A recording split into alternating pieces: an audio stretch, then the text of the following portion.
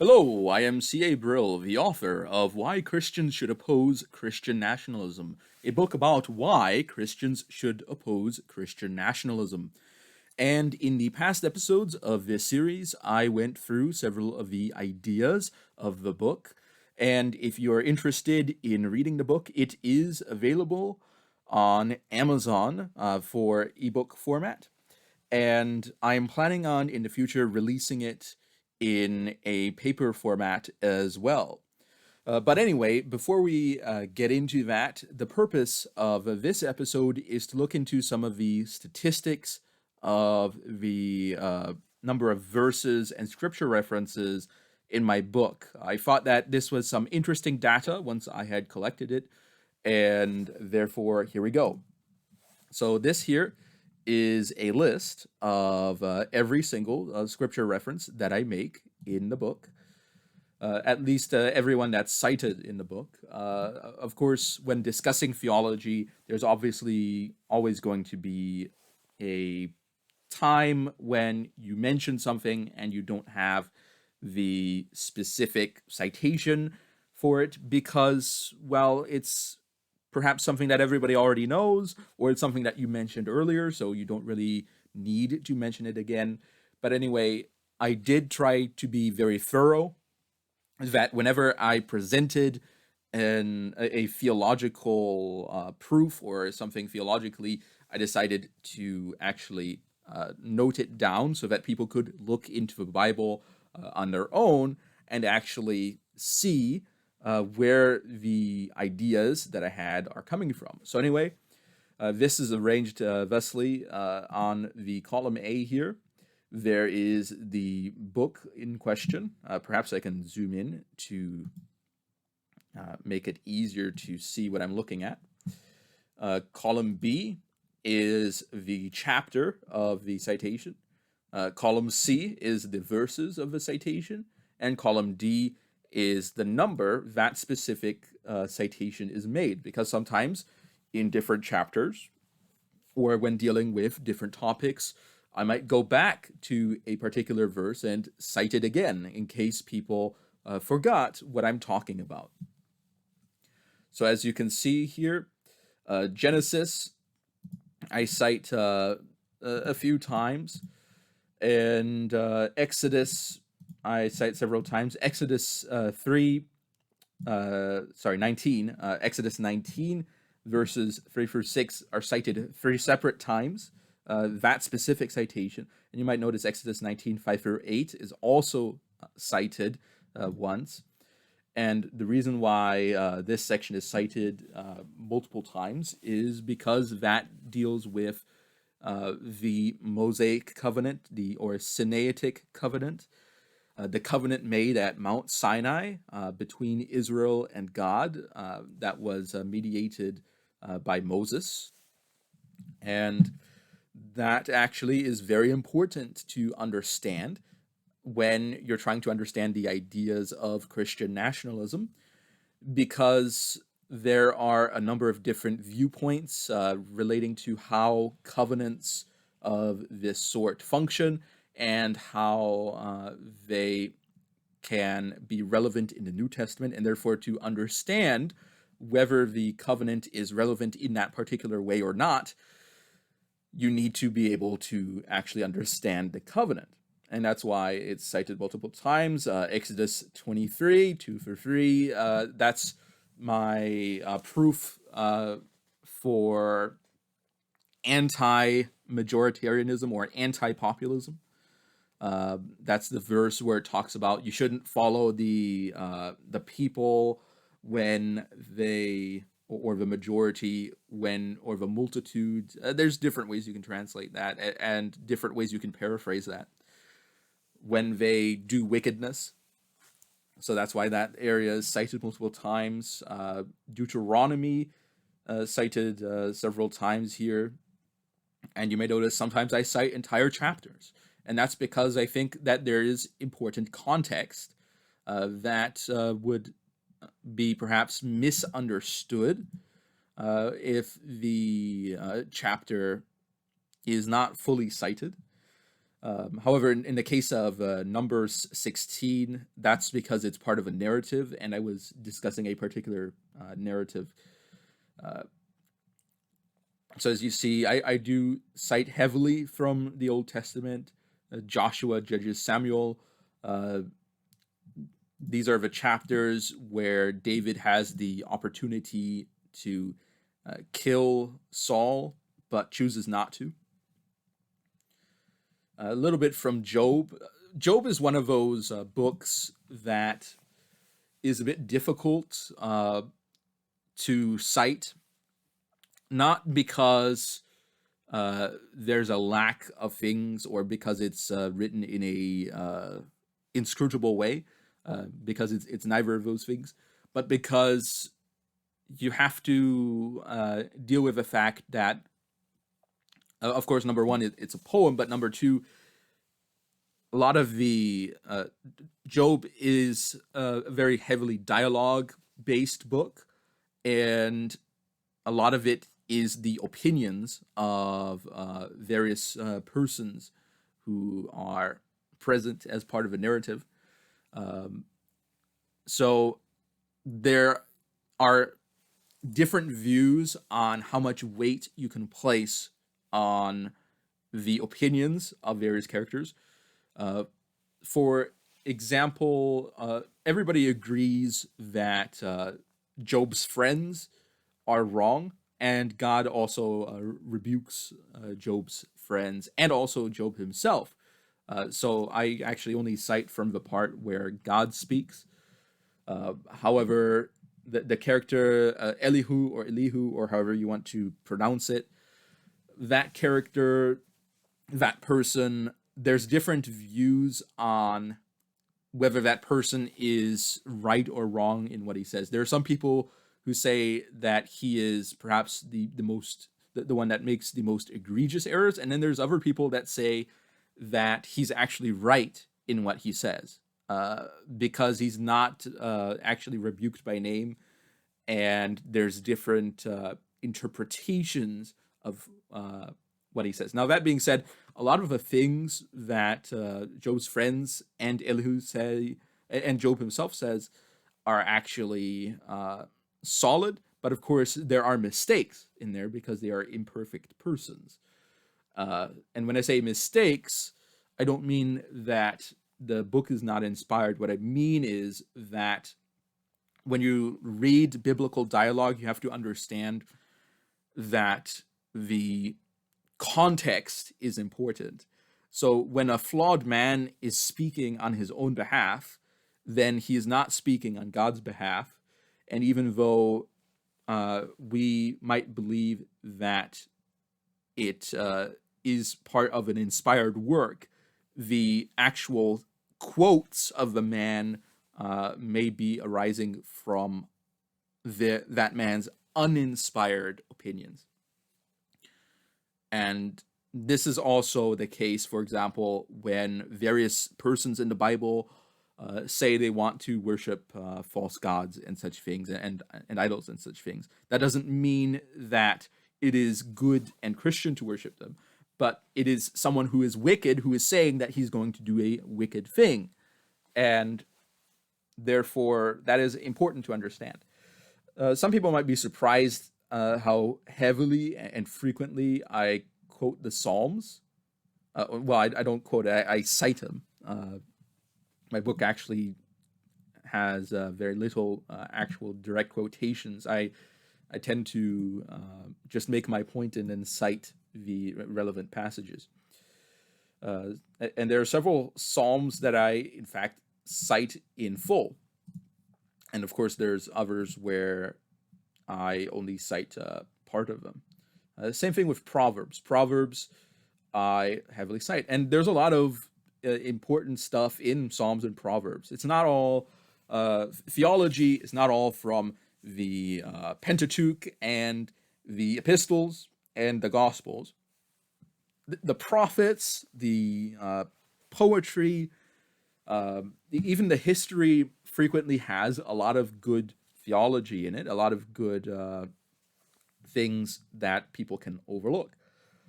So of course, talking about the prophets, I cite Isaiah, Jeremiah, Ezekiel, and Daniel, and even some of the minor prophets, Hosea, Amos, Micah, Habakkuk, uh, Zechariah, and Malachi. And of course, I cite heavily from the Gospels. Um, in the Synoptic Gospels, if there are places in the Synoptic Gospels where you can cite multiple Gospels that say the same thing on a particular issue.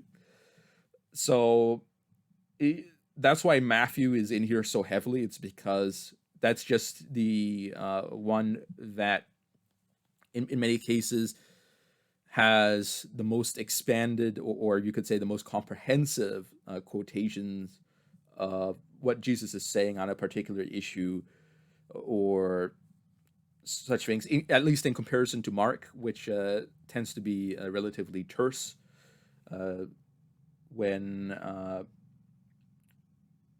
when speaking on those matters.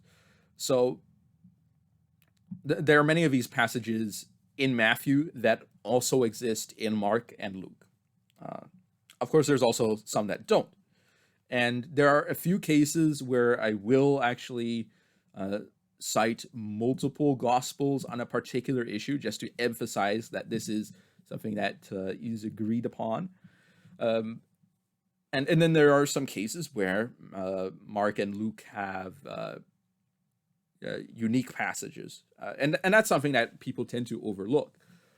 That the synoptic gospels aren't just retreadings of the same thing. Each of them has unique elements to them, and also a unique literary structure that has a unique set of messages and themes that people who try to read them harmonically tend to overlook. And the same thing you could say about the law, the Torah, as people say, that reading the Torah in a harmony, that is to say, as categories of particular laws.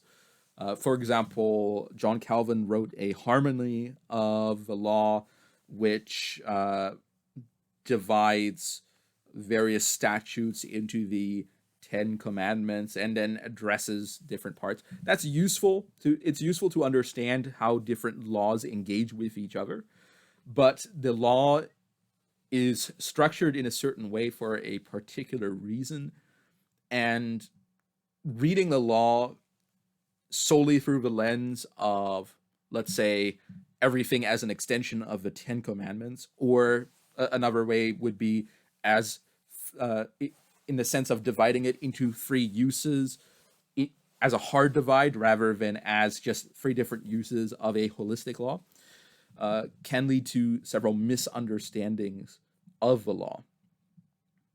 And I think that that's something that's important to emphasize. Of course, love to cite from the Gospel of John. John tends to get into some deeper themes in several places. John 8, I think, is actually very relevant to the ideas of nationalism. Acts, well, Acts tends to have a lot of narrative elements because it is a more of a history than a theological treatise. It still has a lot of useful theology in it. Romans, First Corinthians. Here you get into the Pauline epistles and then the general epistles, and then Revelation. And of course here is the key for what goes on. So anyway, I think at this point it's perhaps useful to move on to some actual statistics here. So this here is each book and arranged into the number of books,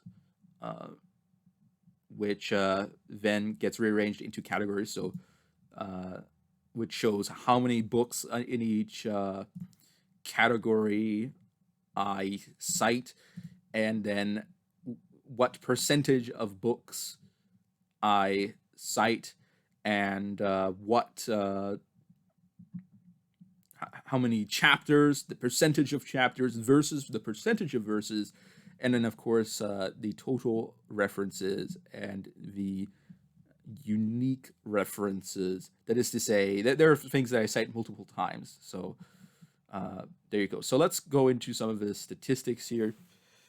I think going into looking at the verses is probably the number of verses is probably the best way to understand just how much of the Bible I cite. For example, I cite 7.4% of Deuteronomy's verses, 9.71% of the Psalms. That is pretty huge when you consider there's 150 Psalms. 12.54% of Isaiah. That's pretty big. 30.36% of Habakkuk. Now I only cite it once, so this is one of those whole chapter quotations or citations where I really get into it from that side of things. 22.32% of Matthew, which is a whole lot, because Matthew is a long gospel compared to Mark. Mark is the short gospel. So I guess when I say Matthew is a long gospel, I'm just comparing it to Mark. John 16.38%, Romans 28.18%, 1 Corinthians 40.50%, Galatians 51.01%. Of course, that should be unsurprising because Galatians talks about the relationship between the Old and New Covenant, the law and the gospel, Israelites and Gentiles in the context of the church, how the church transforms the way in which we look at the law. So that's pretty huge. 45.81% of Ephesians, 57.89% of Colossians, which is quite a lot. 1 John, 77.14%. Now, the number of references I make, here we see that Psalms I reference 20 times, Matthew 33 times, John 21 times, Romans 24 times, Revelation 18 times. And no, this is not a book about eschatology. This is not a book about eschatology, but I do end up citing Revelation quite a bit. And if you look at it, as you can see, my citations are focused on some things relating to the Bride of Christ, which is important, the reign of Jesus Christ. And I believe that a lot of this is in reference to the contrast that I make between the Christian nation as the church as opposed to secular nations being Christian nations. And when I say a secular nation, what you have to understand, the word secular just means things pertaining to this world. Now, some people use it to refer to ideas like neutral towards religion or not explicitly religious. However, I use it in perhaps a bit more older sense to just mean things pertaining to this world. Secular relating to the word saeculum, the epoch, the current age, as opposed to, let's say, the eternal state. Now, when we get into the law, what we see here is, of course, when we compile multiple books together, you see that the actual number of citations or the percentage of groups that are cited is much smaller than individual books, because I tend to focus on some books more than others in citing, because some books have more relevant passages than others. But you see, I actually cite the Torah 41 times. History books, not as much. Of course, there's less things that are fully relevant to what I'm talking about. Poetry, 40 times. Major prophets, 37 times. Minor prophets, 6 times. The gospel, 64 times. Pauline epistles, 103 times. General epistles, 26. Apocalypse, or Revelation. Revelation and apocalypse mean the same thing. Apocalypsis is just the Greek word for revelation, which comes from a more Latin root. You see that I end up still citing 20, almost a quarter of the verses in the Pauline epistles, and 29.47% of the verses in the general epistles, about a tenth of the gospels. So there's a lot of verses that actually make it into the book that I wrote. Old Testament and New Testament. So now we're looking at the larger scales. 15.75% of the New Testament, 4.32% of the Old Testament. Over 200 citations of the New Testament, 132 citations of the Old Testament. Ultimately, I end up citing 45 out of 66 books in the Bible, with 68.18% of the books cited, 16.40% of the chapters cited, 2,253 verses, which account for 7.24% of the Bible cited as a whole, with 354 total scripture citations. Out of these, 299 of which are unique. So there it is. There's the statistics of the verses. I just thought that this was some interesting information, that a book that is relatively short, if you look at the actual length of it, actually cites quite a lot of the Bible, which I think is quite amazing. And that means that it's a book that you can read in one sitting, but you can go back to it and you can examine it and really look at all these different verses and ask yourself, is what I'm saying true? Is what I'm saying based on just my opinion, or is it actually also supported by the scriptures? And I think that that's something that's very important to look at. So anyway, I would like to thank you all for watching. Next time, I will be doing the question and answer segment. So this will be the last opportunity to give any questions for the question and answer segment. So just write any questions in the comment section below about the book, about the ideas of the book. If you're interested in buying the book, there will be a link in the description below. Feel free to like and subscribe and to share the video if you think that it is something worth discussing. Whether you agree or disagree, it is always good to expand the conversation. So anyway, thank you all for watching. I've been C.A. Brill, the author of Why Christians Should Oppose Christian Nationalism. Pretty soon I will also be releasing a new book, a Christian treatise against blasphemy laws, which is a sort of indirect sequel to this book. So look forward to that. So anyway, thank you all, and I will be seeing you all next time. Over and out.